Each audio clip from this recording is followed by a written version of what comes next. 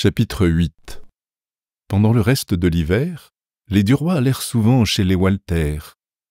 Georges même y dînait seul à tout instant, Madeleine se disant fatiguée et préférant rester chez elle. Il avait adopté le vendredi comme jour fixe, et la patronne n'invitait jamais personne ce soir-là. Il appartenait à Bel-Ami, rien qu'à lui. Après dîner, on jouait aux cartes, on donnait à manger aux poissons chinois, on vivait et on s'amusait en famille. Plusieurs fois, derrière une porte, derrière un massif de la serre, dans un coin sombre, Madame Walter avait saisi brusquement dans ses bras le jeune homme et, le serrant de toute sa force sur sa poitrine, lui avait jeté dans l'oreille « Je t'aime, je t'aime, je t'aime à en mourir !» Mais toujours, il l'avait repoussé froidement en répondant d'un ton sec « Si vous recommencez, je ne viendrai plus ici. » Vers la fin de mars, on parla tout à coup du mariage des deux sœurs. Rose devait épouser, disait-on, le comte de Latour-Ivelin et Suzanne, le marquis de Cazolles. Ces deux hommes étaient devenus des familiers de la maison, de ces familiers à qui on accorde des faveurs spéciales, des prérogatives sensibles. Georges et Suzanne vivaient dans une sorte d'intimité fraternelle et libre, bavardaient pendant des heures, se moquaient ensemble de tout le monde et semblaient se plaire beaucoup ensemble. Jamais ils n'avaient reparlé du mariage possible de la jeune fille, ni des prétendants qui se présentaient. Comme le patron avait emmené Duroy pour déjeuner un matin, Madame Walter, après le repas, fut appelée pour répondre à un fournisseur, et Georges dit à Suzanne « Allons donner du pain aux poissons rouges ?» Ils prirent chacun sur la table un gros morceau de mie et s'en allèrent dans la serre. Tout le long de la vasque de marbre, on laissait par terre des coussins, afin qu'on pût se mettre à genoux autour du bassin pour être plus près des bêtes nageantes. Les jeunes gens en prirent chacun un, côte à côte, et, penchés sur l'eau, commencèrent à jeter dedans des boulettes qu'ils roulaient entre leurs doigts. Les poissons, dès qu'ils les aperçurent, s'en vinrent, en remuant la queue, battant des nageoires, roulant leurs gros yeux saillants, tournant sur eux-mêmes, plongeant pour attraper la proie ronde qui s'enfonçait, et remontant aussitôt pour en demander une autre. Ils avaient des mouvements drôles de la bouche, des élans brusques et rapides, une allure étrange de petits monstres, et sur le sable d'or du fond, ils se détachaient en rouge ardent, passant comme des flammes dans l'onde transparente, ou montrant, aussitôt qu'ils s'arrêtaient, le filet bleu qui bordait leurs écailles. Georges et Suzanne voyaient leurs propres figures renversées dans l'eau, et ils souriaient à leurs images. Tout à coup, il dit à voix basse « Ce n'est pas bien de me faire des cachotteries, Suzanne ?» Elle demanda « Quoi donc, belle amie ? Vous ne vous rappelez pas ce que vous m'avez promis, ici même, le soir de la fête ? Mais non, de me consulter toutes les fois qu'on demanderait votre main. Eh bien, on l'a demandé. Qui ça ? Vous le savez bien. Non, je vous le jure. Si, vous le savez, ce grand fat de marquis de Cazolles. Il n'est pas fat, d'abord. C'est possible. Mais il est stupide, ruiné par le jeu et usé par la noce. C'est vraiment un joli parti pour vous, si jolie, si fraîche et si intelligente. Elle demanda, en souriant, « Qu'est-ce que vous avez contre lui ?»« Moi ? Rien. »« Mais si, il n'est pas tout ce que vous dites. Allons donc, c'est un sot et un intrigant. » Elle se tourna un peu, cessant de regarder dans l'eau. « Voyons, qu'est-ce que vous avez ?» Il prononça, comme si on lui eût arraché un secret du fond du cœur. « J'ai que je suis jaloux de lui. » Elle s'étonna modérément. « Vous ? » ?»« Oui, moi. »« Tiens, pourquoi ça ? » ?»« Parce que je suis amoureux de vous, et vous le savez bien, méchante. » Alors elle dit d'un ton sévère, « Vous êtes fou, bel ami. » Il reprit, « Je le sais bien que je suis fou, Est-ce que je devrais vous avouer cela, moi, un homme marié, à vous, une jeune fille?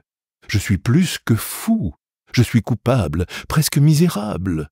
Je n'ai pas d'espoir possible, et je perds la raison à cette pensée. Et quand j'entends dire que vous allez vous marier, j'ai des accès de fureur à tuer quelqu'un. Il faut me pardonner ça, Suzanne. Il se tut. Tous les poissons, à qui on ne jetait plus de pain, demeuraient immobiles, rangés presque en ligne, pareils à des soldats anglais, et regardant les figures penchées de ces deux personnes qui ne s'occupaient plus d'eux. La jeune fille murmura, moitié tristement, moitié gaiement, « C'est dommage que vous soyez mariés. Que voulez-vous?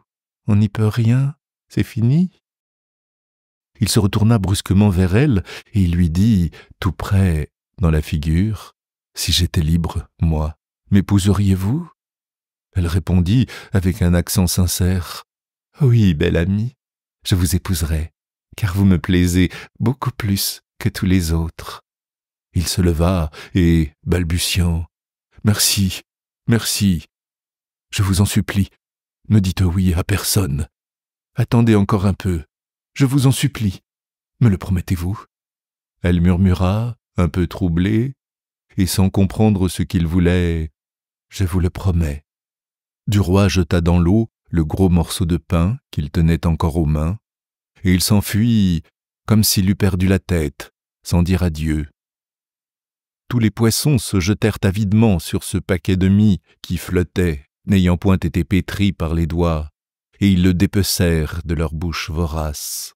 Ils l'entraînaient à l'autre bout du bassin, s'agitaient au-dessous, formant maintenant une grappe mouvante, une espèce de fleur animée et tournoyante, une fleur vivante, tombée à l'eau, la tête en bas. Suzanne, surprise, inquiète, se redressa et s'en revint tout doucement. Le journaliste était parti. Il rentra chez lui, fort calme, et, comme Madeleine écrivait des lettres, il lui demanda « Dînes-tu vendredi chez les Walter? Moi, j'irai. » Elle hésita. « Non, je suis un peu souffrante, j'aime mieux rester ici. » Il répondit « Comme il te plaira, personne ne te force. » Puis il reprit son chapeau et ressortit aussitôt. Depuis longtemps, il l'épiait, la surveillait et la suivait, sachant toutes ses démarches. L'heure qui l'attendait était enfin venue. Il ne s'était point trompé au ton dont elle avait répondu « J'aime mieux rester ici ». Il fut aimable pour elle pendant les jours qui suivirent. Il parut même gai, ce qui ne lui était plus ordinaire. Elle lui disait « Voilà que tu redeviens gentille ». Il s'habilla de bonne heure le vendredi, pour faire quelques courses avant d'aller chez le patron, affirmait-il. Puis il partit vers 6 heures, après avoir embrassé sa femme, et il alla chercher un fiacre, place Notre-Dame-de-Lorette. Il dit au cocher « Vous vous arrêterez en face du numéro 17, rue Fontaine, et vous resterez là jusqu'à ce que je vous donne l'ordre de vous en aller. Vous me conduirez ensuite au restaurant du Coq-Faisant, rue Lafayette. » La voiture se mit en route, au trot lent du cheval, et Duroy baissa les stores. Dès qu'il fut en face de sa porte, il ne la quitta plus des yeux. Après 10 minutes d'attente, il vit sortir Madeleine qui remonta vers les boulevards extérieurs. Aussitôt qu'elle fut loin, il passa la tête à la portière et il cria « Allez !» Le fiacre se remit en marche et le déposa devant le Coq-Faisant, restaurant bourgeois connu dans le quartier. Georges entra dans la salle commune et mangea doucement, en regardant l'heure à sa montre de temps en temps. À 7h30, comme il avait bu son café, pris 2 verres de fine champagne et fumé avec lenteur un bon cigare, il sortit et là une autre voiture qui passait à vide et se fit conduire rue La Rochefoucauld. Il monta, sans rien demander au concierge, au 3e étage de la maison qu'il avait indiquée, et, quand une bonne lui eut ouvert, « Monsieur Gilbert Delorme est chez lui, n'est-ce pas ?»« Oui, monsieur. » On le fit pénétrer dans le salon, où il attendit quelques instants. Puis un homme entra, grand, décoré, avec l'air militaire, et portant des cheveux gris, bien qu'il fût jeune encore. Duroy le salua, puis il dit « Comme je le prévoyais, monsieur le commissaire de police, ma femme dîne avec son amant dans le logement garni qu'ils ont loué rue des Martyrs. » Le magistrat s'inclina. « Je suis à votre disposition, monsieur. » Georges reprit. « Vous avez jusqu'à 9 heures, n'est-ce pas?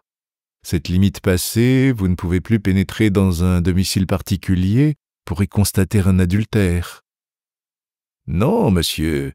7 heures en hiver, 9 heures à partir du 31 mars. Nous sommes au 5 avril, nous avons donc jusqu'à 9 heures. Eh bien, monsieur le commissaire, j'ai une voiture en bas. Nous pouvons prendre les agents qui vous accompagneront, puis nous attendrons un peu devant la porte. Plus nous arriverons tard, plus nous avons de chances de bien les surprendre en flagrant délit. Comme il vous plaira, monsieur. » Le commissaire sortit, puis revint, vêtu d'un pardessus qui cachait sa ceinture tricolore.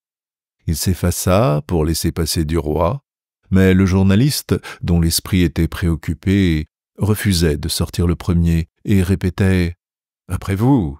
Le magistrat prononça « Passez donc, monsieur, je suis chez moi. » L'autre, aussitôt, franchit la porte en saluant. Ils allèrent d'abord au commissariat chercher 3 agents en bourgeois qui attendaient, car Georges avait prévenu dans la journée que la surprise aurait lieu ce soir-là. Un des hommes monta sur le siège, à côté du cocher. Les 2 autres entrèrent dans le fiacre qui gagna la rue des Martyrs.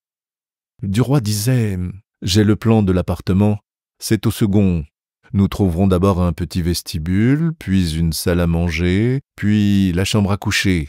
Les 3 pièces se commandent. Aucune sortie ne peut faciliter la fuite. Il y a un serrurier un peu plus loin. Il se tiendra prêt à être réquisitionné par vous. » Quand ils furent devant la maison indiquée, il n'était encore que 8h15, et ils attendirent en silence pendant plus de 20 minutes. Mais lorsqu'il vit que les 3/4 allaient sonner, Georges dit « Allons maintenant », et ils montèrent l'escalier sans s'occuper du portier, qui ne les remarqua point d'ailleurs. Un des agents demeura dans la rue pour surveiller la sortie. Les 4 hommes s'arrêtèrent au second étage, et Duroy colla d'abord son oreille contre la porte, puis son œil au trou de la serrure. Il n'entendit rien et ne vit rien. Il sonna. Le commissaire dit à ses agents « Vous resterez ici, prêts à tout appel. » Et ils attendirent.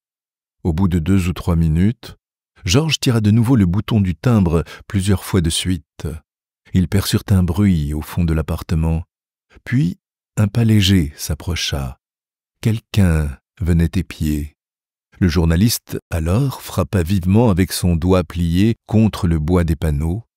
Une voix de femme, qu'on cherchait à déguiser, demanda « Qui est là ?» L'officier municipal répondit « Ouvrez, au nom de la loi !» La voix répéta « Qui êtes-vous » ? « Je suis le commissaire de police.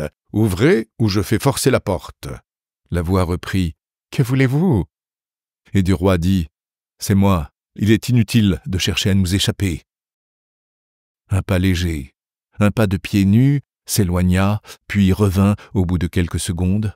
Georges dit « Si vous ne voulez pas ouvrir, nous enfonçons la porte. » Il serrait la poignée de cuivre et d'une épaule, il poussait lentement.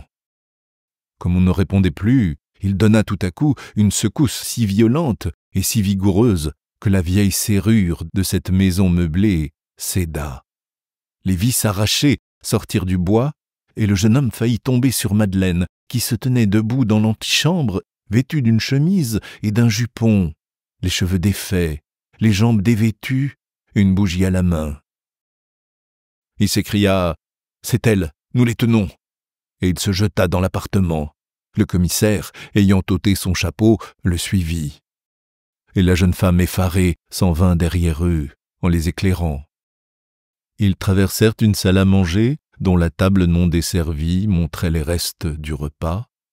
Des bouteilles à champagne vides, une terrine de foie gras ouverte, une carcasse de poulet, et des morceaux de pain à moitié mangés.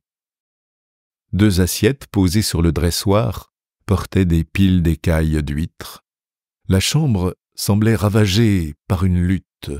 Une robe coiffait une chaise, une culotte d'homme restait à cheval sur le bras d'un fauteuil. 4 bottines, 2 grandes et 2 petites, traînaient au pied du lit, tombées sur le flanc.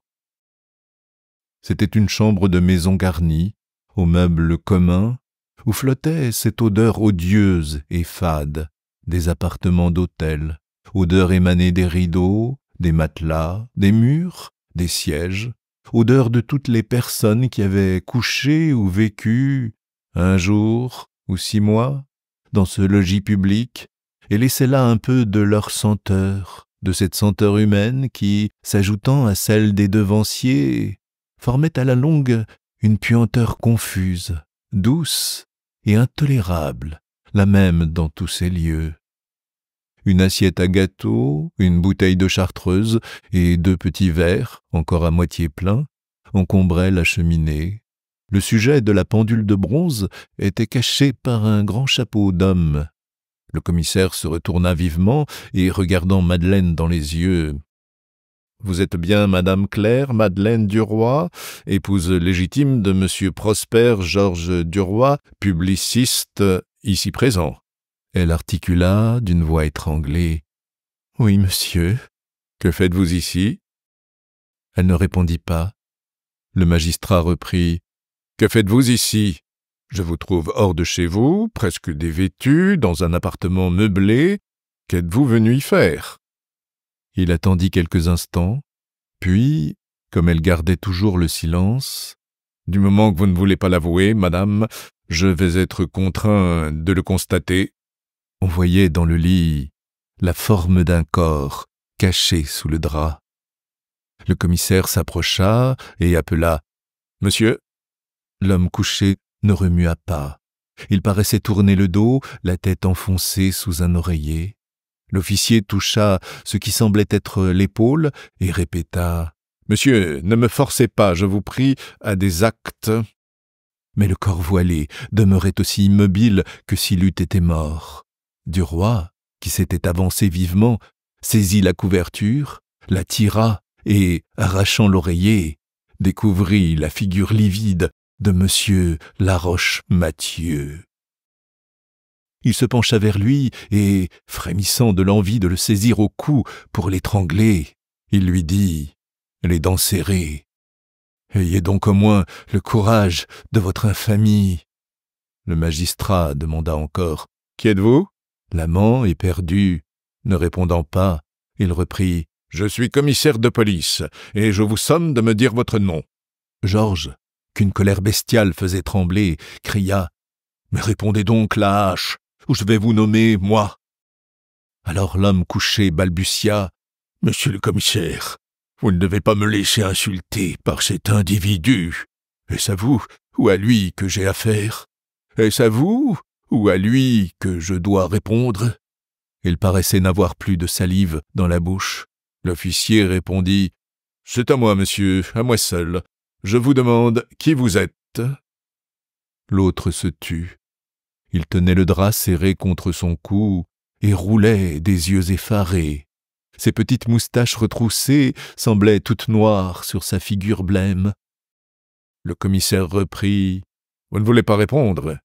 Alors je serai forcé de vous arrêter. Dans tous les cas, levez-vous. Je vous interrogerai lorsque vous serez vêtu. » Le corps s'agita dans le lit et la tête murmura, « Mais je ne peux pas devant vous. » Le magistrat demanda, « Pourquoi ça ?» L'autre balbutia, « C'est que je suis tout nu. » Duroy se mit à ricaner et, ramassant une chemise tombée à terre, il la jeta sur la couche en criant « Allons donc, levez-vous. Puisque vous vous êtes déshabillé devant ma femme, vous pouvez bien vous habiller devant moi. » Puis il tourna le dos et revint vers la cheminée. Madeleine avait retrouvé son sang-froid et, voyant tout perdu, elle était prête à tout oser. Une audace de bravade faisait briller son œil, et, roulant un morceau de papier, Elle alluma, comme pour une réception, les 10 bougies des vilains candélabres posés au coin de la cheminée. Puis elle s'adossa au marbre et, tendant au feu mourant un de ses pieds nus, qui soulevait par derrière son jupon à peine arrêté sur les hanches, elle prit une cigarette dans un étui de papier rose, l'enflamma et se mit à fumer. Le commissaire était revenu vers elle, attendant que son complice fût debout. Elle demanda avec insolence : « Vous faites souvent ce métier-là, monsieur ?» Il répondit gravement : « Le moins possible, madame. » Elle lui souriait sous le nez.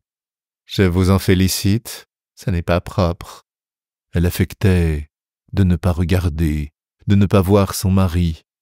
Mais le monsieur du lit s'habillait. Il avait passé son pantalon, chaussé ses bottines, et il se rapprocha en endossant son gilet. L'officier de police se tourna vers lui. « Maintenant, monsieur, voulez-vous me dire qui vous êtes ?» L'autre ne répondit pas.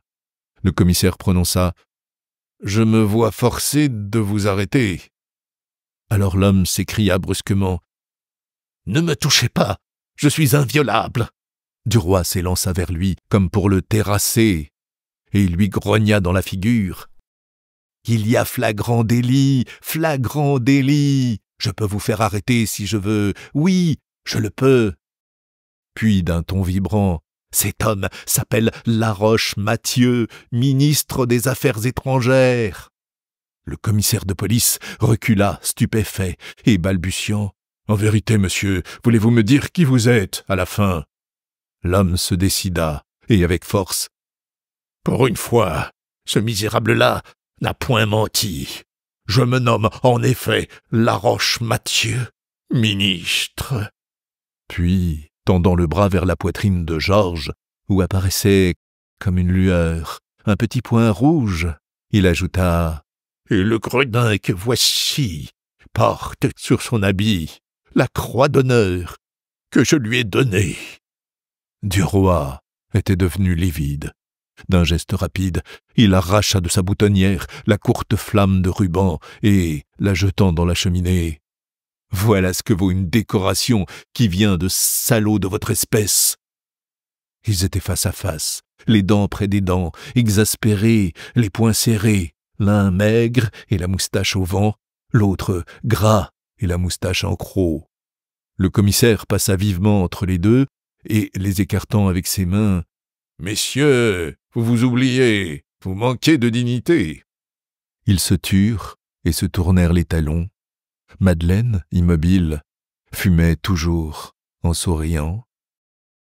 L'officier de police reprit : « Monsieur le ministre, je vous ai surpris seul avec madame Duroy, que voici, vous couchez, elle presque nue, vos vêtements étant jetés pêle-mêle à travers l'appartement, cela constitue un flagrant délit d'adultère. Vous ne pouvez nier l'évidence. Qu'avez-vous à répondre ?» Laroche Mathieu murmura : « Je n'ai rien à dire. » « Faites votre devoir. » Le commissaire s'adressa à Madeleine. « Avouez-vous, madame, que monsieur soit votre amant ?» Elle prononça crânement : « Je ne le nie pas, il est mon amant. » « Cela suffit. » Puis le magistrat prit quelques notes sur l'état et la disposition du logis. Comme il finissait d'écrire, le ministre, qui avait achevé de s'habiller et qui attendait, le paletot sur le bras, le chapeau à la main, demanda : « Avez-vous encore besoin de moi, monsieur ? Que dois-je faire ? Puis-je me retirer ?» Duroy se retourna vers lui et, souriant avec insolence : « Pourquoi donc ? Nous avons fini. Vous pouvez vous recoucher, monsieur. Nous allons vous laisser seul. » Et, posant le doigt sur le bras de l'officier de police, « Retirons-nous, monsieur le commissaire. Nous n'avons plus rien à faire en ce lieu. » Un peu surpris, le magistrat le suivit, mais sur le seuil de la chambre, Georges s'arrêta pour le laisser passer. L'autre s'y refusait, par cérémonie. Duroy insistait. « Passez donc, monsieur. » Le commissaire dit « Après vous !» Alors le journaliste salua et, sur le ton d'une politesse ironique, « C'est votre tour. » monsieur le commissaire de police, je suis presque chez moi, ici. » Puis il referma la porte doucement, avec un air de discrétion.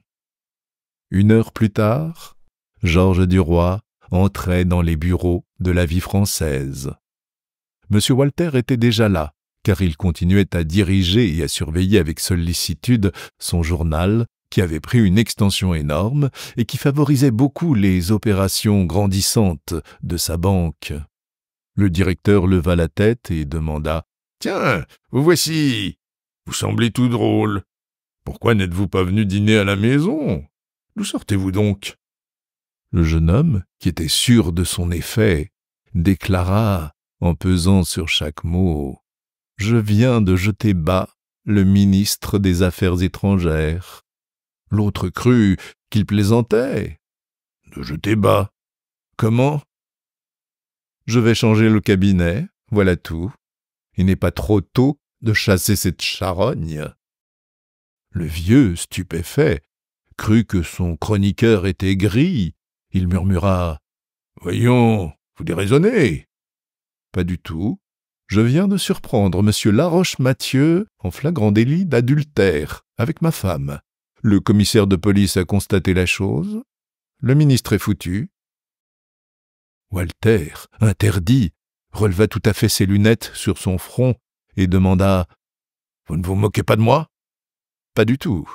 Je vais même faire un écho là-dessus. »« Mais alors, que voulez-vous ?»« Jetez bas ce fripon, ce misérable, ce malfaiteur public. » Georges posa son chapeau sur un fauteuil, puis ajouta « Gare à ceux que je trouve sur mon chemin.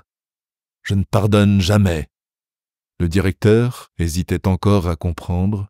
Il murmura « Mais votre femme ?» ?»« Ma demande en divorce sera faite dès demain matin. Je la renvoie à feu Forestier. »« Vous voulez divorcer ?»« Parbleu, j'étais ridicule, mais il me fallait faire la bête pour les surprendre. Ça y est, je suis maître de la situation. » Monsieur Walter n'en revenait pas, et il regardait Duroy avec des yeux effarés, pensant « Bigre, c'est un gaillard bon à ménager. » Georges reprit « Me voici libre. J'ai une certaine fortune. Je me présenterai aux élections, au renouvellement d'octobre, dans mon pays où je suis fort connu. Je ne pouvais pas me poser ni me faire respecter avec cette femme qui était suspecte à tout le monde. Elle m'avait pris comme un niais, elle m'avait enjôlé et capturé. Mais depuis que je savais son jeu, je la surveillais, la gredine. » Il se mit à rire et ajouta « C'est ce pauvre Forestier qui était cocu. Cocu sans s'en douter, confiant et tranquille. Me voici débarrassé de la teigne qu'il m'avait laissée. J'ai les mains déliées. Maintenant, j'irai loin. » Il s'était mis à califourchon sur une chaise. Il répéta, comme s'il eût songé « J'irai loin. » Et le père Walter le regardait toujours de ses yeux découverts, ses lunettes restant relevées sur le front, et il se disait « Ouais, il ira loin, le gredin. » Georges se releva. « Je vais rédiger l'écho. Il faut le faire avec discrétion. Mais vous savez, il sera terrible pour le ministre. C'est un homme à la mer. On ne peut pas le repêcher. La Vie française n'a plus d'intérêt à le ménager. » Le vieux hésita quelques instants, puis il en prit son parti. « Faites, dit-il. Tant pis pour ceux qui se fichent dans ces pétrins-là.